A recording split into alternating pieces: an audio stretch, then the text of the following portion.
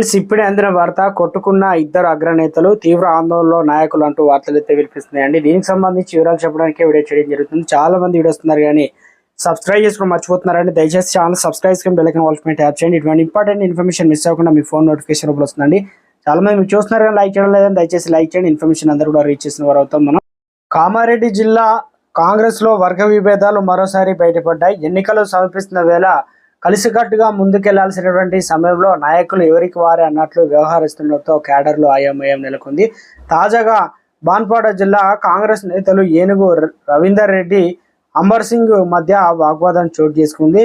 చెందూరు ఎన్నికల కమిటీ విషయంలో ఇద్దరు నేతలు గొడవపడ్డారు. పార్టీ కమిటీ ఏర్పాట్లపై సమాచారం ఇవ్వకపోవడంతో అంబర్ సింగ్ అభ్యంతరం వ్యక్తం చేశారు. నేతలిద్దరూ పరస్పరం తోసేసుకున్నారు.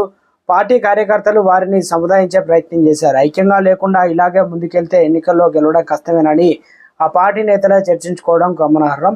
అసలు బలహీనంగా పార్టీ ఇంటి గోడలతో మరింత బలహీనం అవ్వడం ఖాయమని కాంగ్రెస్ నేతలు అంటున్నారు.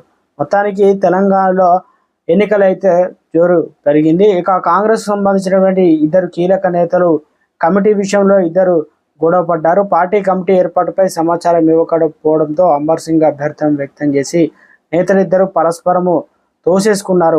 దాడి జరిగేటువంటి ప్రయత్నం అయితే దీంతో ఒకసారిగా పార్టీ కార్యకర్తలు సంధానించే ప్రయత్నం అయితే జరిగిందనమాట. ఎవరికి ఎలాంటి ప్రమాదం అయితే జరగలేదు. కానీ ఇలా ముందుకెళ్లడంతో పార్టీ గెలవడం కష్టమవుతుందని, ఇలాంటివి ప్రజల్లోకి వెళ్తే ఇబ్బంది కలుగుతుందని, మొత్తానికి అందరం కలిసికట్టుగానే పనిచేయాలనే విధంగా సంకేతాలు కూడా పంపినట్టు